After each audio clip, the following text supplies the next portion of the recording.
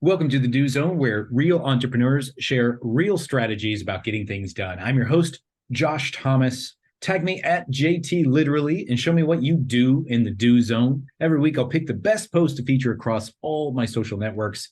This podcast is brought to you by Factor One.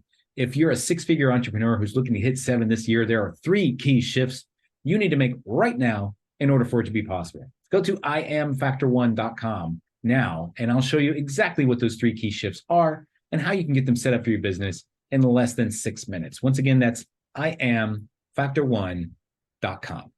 Today's guest is John Munsell. John is a seasoned marketing executive with over 25 years of experience, co-founder of Bazooka, and the pioneer of the optics framework.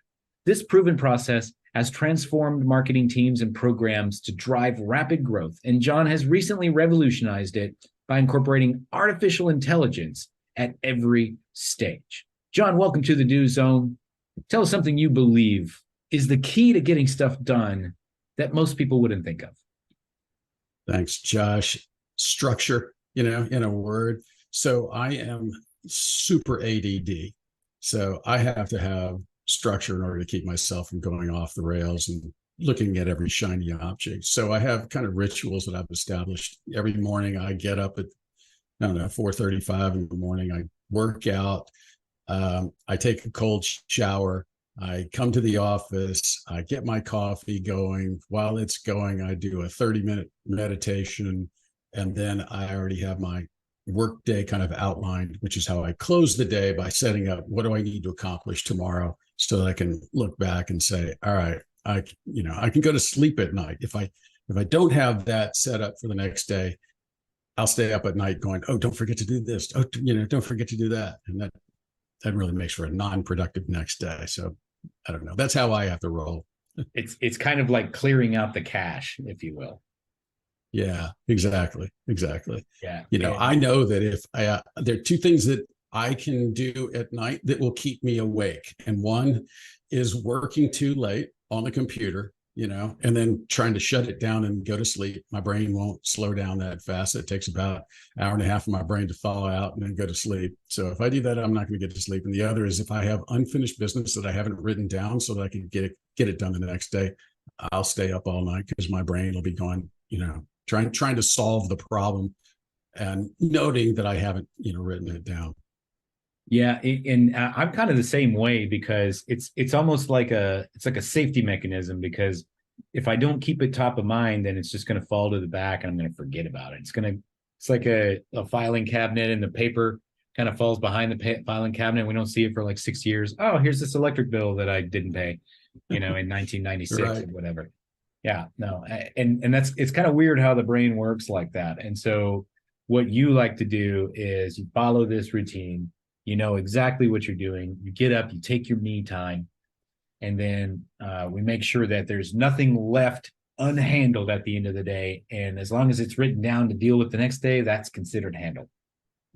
Yeah, exactly. And I wish I could say I was perfect at it, but I'm constantly trying to improve. I do know that the first part of my ritual is always on time, but it's the evening part where the wrap up, where I start to write down the unfinished business. That's the part that I have to literally an alarm on my phone that says, don't forget to do this. I'm like, oh yeah, dang it. So I'll start jotting it down. And I've since gotten an accountability partner, and he's more AD than I am, which is good because I think he just likes to remind me to do stuff. So all day long, he's peppering me with crap. And I'm like, oh, geez, I got to get him off my back. So I better go ahead and do this. Yeah, right. That makes a lot of sense. And so you spent 25 years as a marketing expert. Let's get geeky about some direct response marketing copy. Yeah, sure. Let's dive into that, because it's in my opinion, and I'm not alone in this, but the ability to write direct response marketing copy is one of the top skills that you can have as an entrepreneur, as a business owner, because it allows you to translate your message in a way that people are compelled to act on. And so could you talk to me a little bit about some of the fundamentals of that? Yeah, so I would back up on that, and I would probably say the ability to write direct response copy is not as important as the ability to recognize good direct response copy, because a lot of CEOs, they don't have the time to write it, but they need to know what it looks like. And their marketing team needs to know what it looks like. They need to know what excellence looks like. Absent that, you're going to make mistakes. And I'll really date myself by going back to the early 1990s. There was a little company out there called Parsons Technology, and they would sell these $50 compressed little applications on a floppy disk, right? Yeah. $59, $49, and Parsons was making a killing on that. And I used to work for a bank at the time, and we had developed a program in what was called Lotus 123, which is a spreadsheet. And we developed a way to analyze commercial financial statements for our bank. So we would spread the financial statements. That would give us the ratio, so we know how to lend money or whether to not lend money. So then a buddy of mine and I who created this, we both went to different banks in Florida. And then I called him up. I said, "Do you still have that?" And he's like, "Yeah." And so I took it and I modified it for our bank, the new bank that I was working for. And then I called him up. I said, "Hey, what do you think if we got together and we built this into a program and we sold it to banks? Because this dude at Parsons is making a killing selling these $59 applications. And in order for a bank to buy this software, it's going to cost them $2,000 or $3,000 from the competition that's out there. And ours is a whole lot more effective and efficient." So he's like, "Sure." So we start building this thing. And I thought, I need to figure out marketing. So I bought Jay Abraham's material. At the time, it was called Your Marketing Genius at Work. So I bought this thing, and it was $500 back in 1992, which is about half of my monthly salary back then, right? So it was a hell of an investment for me. Yeah. So I just binge read it, and it taught me how to test pricing. It taught me how to write headline copy. It taught me how to write direct response copy. And so I just studied it. And then back then, there was no internet. There was no email. So you had to do direct mail. So I had to write these things. And what we did, Josh, this is the funny thing. We tested prices all over the country. So we would shoot 500 over here with this price, 500 over there with that price, 500 over another side for that price. We tested $59.95, $69.95, 99, 199, 249, 349, and 549. So we tested all those prices, and we were thinking, it's a done deal at $60. We're gonna make a fortune. 249 outsold the rest 5-1. Wow. So we not only 5x'd the number of units, but we 5x'd the price on top of that. So think about what that taught me, right? I was like, wow, that's key. But also I got to, it was one of those things, you'd send it out in the mail and you just got to wait and pray that the post office delivered it. And then you would wait for a check to show up in the mail. So that was really lengthy testing, right? But it was fun. We got it down to let's stop there for a minute, because that's one of the things that it is so hard for us to even compute in this day and age of instant information. Like, I could send you a message on my phone right next to me, and you'll receive it instantly. I can send you a marketing message right now, and you can approve or decline and send me money, and I can get it in seconds. And this is like, you mail it out. It takes days to mail it. And it takes days for them to mail a check to you. And it's like, wow, this is really well. They had to mail a check, right? They had to believe in you so much that they would send you a check. Okay. And it literally took us 3 weeks before we even know the post office had delivered it, right? So we would literally wait 3 weeks, and just and then all of a sudden a check would show up, and we're like, dude, we're rich, and then the next day 3 would show up, and then 2 would show up, and then 5 would show up, and you're like, this is a blast, right? So that was fun. And so that's when I got to, really learn direct response copy. And I know that, fast forward, in 1997, I built my first website and then started a tech company to do that. And we started off as a software company, gradually became a digital marketing company.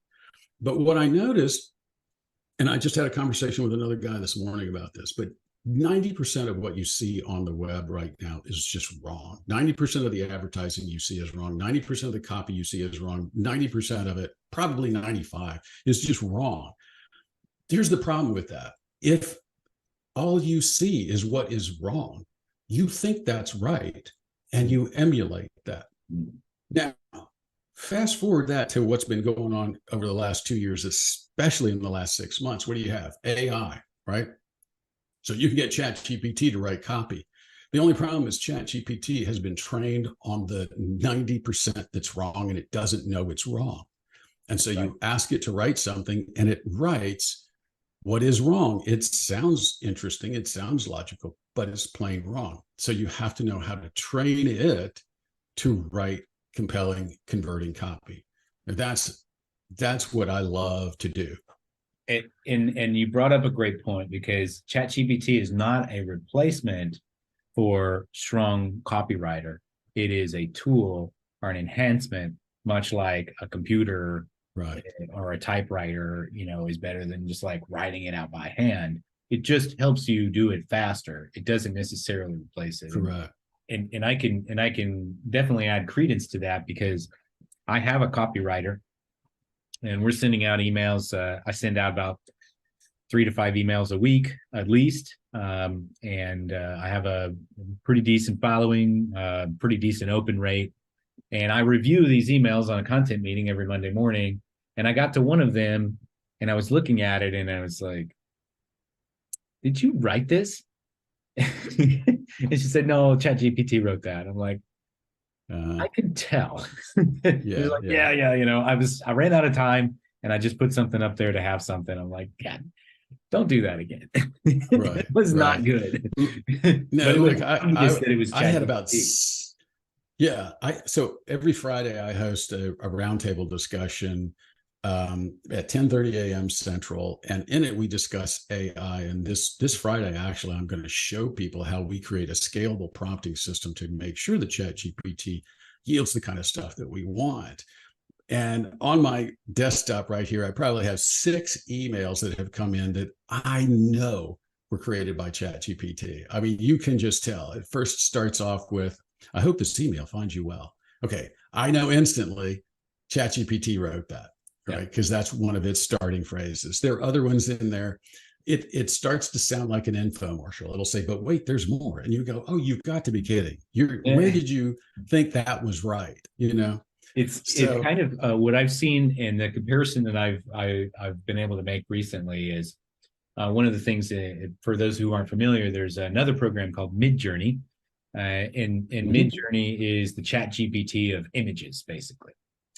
And so you type in there, hey, create an image of this thing doing that thing, and it will render it for you. And it's a really high quality image. It's fascinating what they can do with words. Yeah. But when you look at, like, it has these weird quirks, like sometimes there'll just be like imperfections in the image, and it still can't figure out how to make hands or fingers. And so they're always all jacked up. And so it's kind of got like this signature where it's like, Midjourney made that, right? And it has like a certain hue to it. ChatGPT is kind of the same thing. If you see it enough, you start to realize a robot wrote this. A human being didn't write this. And so we have to really, at least now, until Skynet opens up and, like, Judgment Day happens, we have to bridge the gap between what a robot writes and what a human can consume reasonably, because we still have relevance there. And that little gap creates all of the value for us, but it always has. Yeah. Well, that's exactly right. And that's why I opened up with, you have to know what excellence looks like. Because if you don't necessarily need to know how to write it, but you need to know how to recognize it.